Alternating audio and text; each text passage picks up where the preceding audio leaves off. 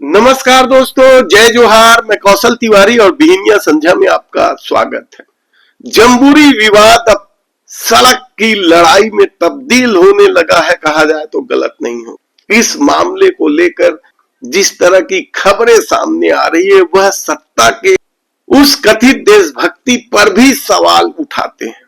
तो पहला सवाल तो यही है कि क्या देशभक्ति अब टेंट और टॉयलेट के रेट से आकी जाएगी? करोड़ों का खर्च बिना टेंडर का कर दिया जाएगा। क्या अनुशासन सीखने वाली जम्बूरी भ्रष्टाचार का अड्डा बन चुका है? बालोद में टॉयलेट घोटाले को लेकर अब जो खबरें सामने आई हैं, वह बेहद ही चौंकाने वाली है। आप सोचिए, स्काउट गाइड का नाम आते ही अनुशासन, सेवा और देश प्रेम की एक तस्वीर उभरती, लेकिन छत्तीसगढ़ के बालोद में आयोजित राष्ट्रीय रोवर रेंजर जम्बूरी में क्या सत्ता ने सारे मायने बदल दिए हैं? क्या यह सेवा नहीं, टेंडर की मेवा बांटने का कोई खेल है?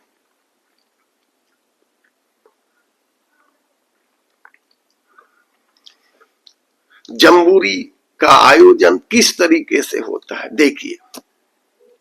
इस चमक धमक के पीछे अंधेर गर्दी की कहानी भी अब सामने आने लगी। हालांकि इस मामले को लेकर भारतीय जनता पार्टी के सांसद बृजमोहन अग्रवाल ने न्यायालय का दरवाजा खटखटाया है और उनकी याचिका पर सरकार को नोटिस भी मिली है।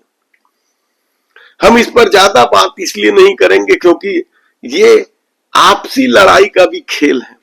बृजमोहन के अस्तित्व को लेकर भी उठते सवालों का खेल है। स्थानीय अध्यक्ष होने के नाते उन विसंगतियों को हमने उठाया, और क्योंकि स्काउट गाइड एक सेवाभावी संस्था है, ये एक युवाओं को सक्षम बनाने की संस्था है, एक राष्ट्रभक्त पैदा करने की संस्था है, और इसलिए उसमें विसंगतियों के साथ में, विवादों के साथ में स्काउट गाइड नहीं होना चाहिए, और इसलिए हमारी परिषद ने उसको स्थगित करने का निर्णय लिया। और हमने उसमें ये भी कहा था कि अगर इसके बाद भी इसका आयोजन होता है तो इसकी पूरी जिम्मेदारी शिक्षा विभाग। और कहा तो यहां तक जा रहा है कि जिस दिन ऊपर से यानी मोदी शाह से फोन आएंगे, उस दिन बृजमोहन अग्रवाल याचिका वापस भी ले सकते हैं। लेकिन एक और मामला भ्रष्टाचार को लेकर कांग्रेस मुखर है।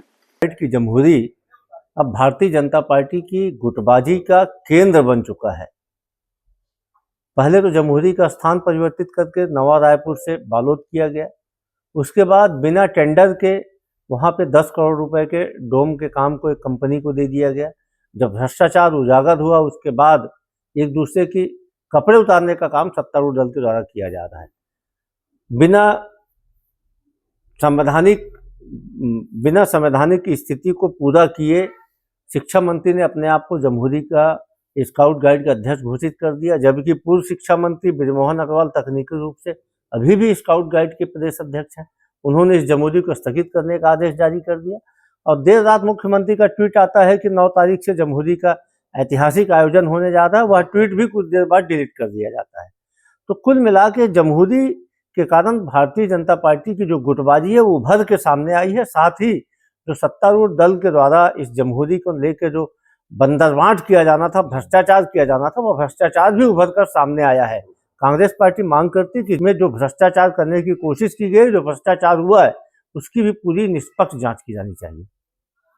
जम्बूरी में वैसे तो नैतिकता सिखाया जाता है, लेकिन जिस तरीके से नैतिकता की धज्जियां उड़ाई जा रही है, वह अपने आप में कम चौंकाने वाला नहीं।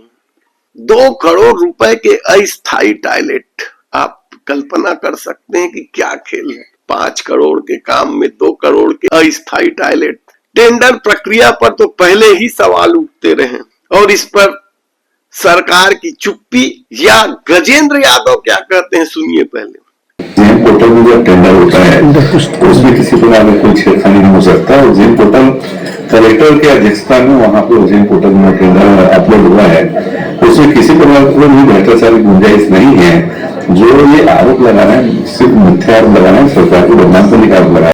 इस पूरे मामले को लेकर सबसे बड़ा सवाल तो ये है, यानी ये टॉयलेट घोटाले को लेकर 2 करोड़ रुपए के स्थायी टॉयलेट को लेकर सबसे बड़ा सवाल तो यही उठ रहा है कि क्या शिक्षा विभाग ने भौतिक सत्यापन किया, जाकर देखा कि सचमुच जो टॉयलेट बनाए गए वह 2 करोड़ रुपए के लायक है या फिर सिर्फ कागजों पर शौचालय खड़े कर दिए गए।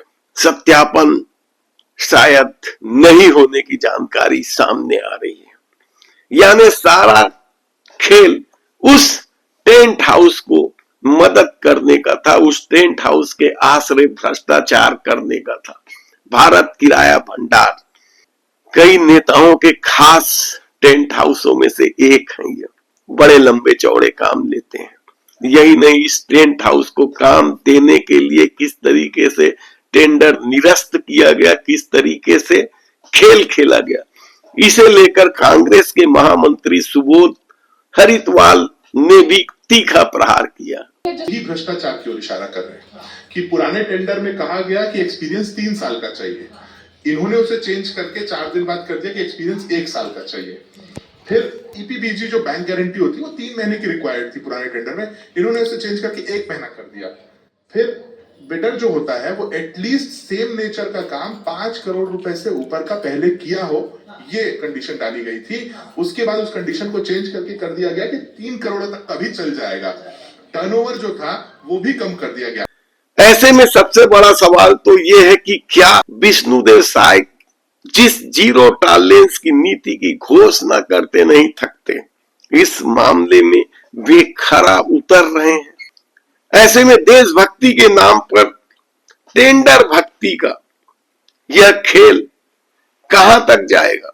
क्या इस पूरे खेल से सिस्टम को हराया जा रहा है? सवाल पैसों का नहीं है, बल्कि उन मूल्यों का भी है जो हम अपने आने वाली पीढ़ी को दे रहे हैं, सौंप रहे हैं। क्योंकि स्काउट गाइड का नाम सामने आते ही जिस तरीके से अनुशासन, सेवा, राष्ट्र प्रेम की तस्वीर उभरती है, उसमें यह टेंडर घोटाला ने सब पलीता लगा दिया है। और शायद सरकार कुछ इस तरह का चश्मा पहने बैठी है कि वह यह सब करतूत देखना ही नहीं चाहती। ऐसे में मामला जब अब न्यायालय में पहुंच गया है, दिनों में बृजमोहन अग्रवाल क्या करते हैं और सरकार की तरफ से नोटिस का जवाब कैसे दिया जाएगा, अगली सुनवाई फरवरी के दूसरे सप्ताह में है। हमारी नजर लगी हुई है, हम आपको एक एक खबर की जानकारी देते रहेंगे। यदि आपने हमारे चैनल को सब्सक्राइब नहीं किया है तो प्लीज सब्सक्राइब कर लीजिए, बेल आइकन का बटन दबा दीजिए। हम इस मामले से जुड़े एक एक जानकारी आपको देते रहेंगे। धन्यवाद।